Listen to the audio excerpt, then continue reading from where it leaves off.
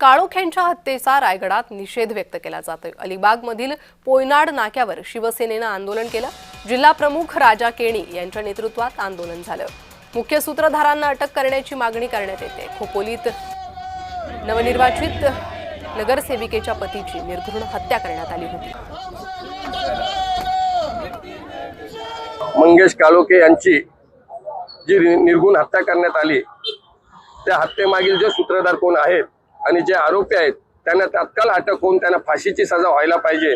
यासाठी जो आमचा आजचा निषेधाचं आंदोलन आहे आणि त्यांचा ह्या मागचा आरोपींच्या मागचा जो सूत्रधार कोण आहे त्याची लवकरात लवकर त्यांना अटक व्हायला पाहिजे। जोपर्यंत त्यांना अटक होत नाही तोपर्यंत प्रत्येक जिल्ह्यामध्ये प्रत्येक तालुक्यामध्ये असेच रस्ता रोको किंवा निषेधाचे आंदोलन आम्ही करण्यात येणार आहे। तरी प्रशासनाला, पोलीस यंत्रणेला आमचं सांगणं आहे की ह्या हत्येमागील जो कोण सूत्रधार आहे त्या सूत्रधाराला अटक व्हायला पाहिजे अशी आमची सर्वांची मागणी आहे।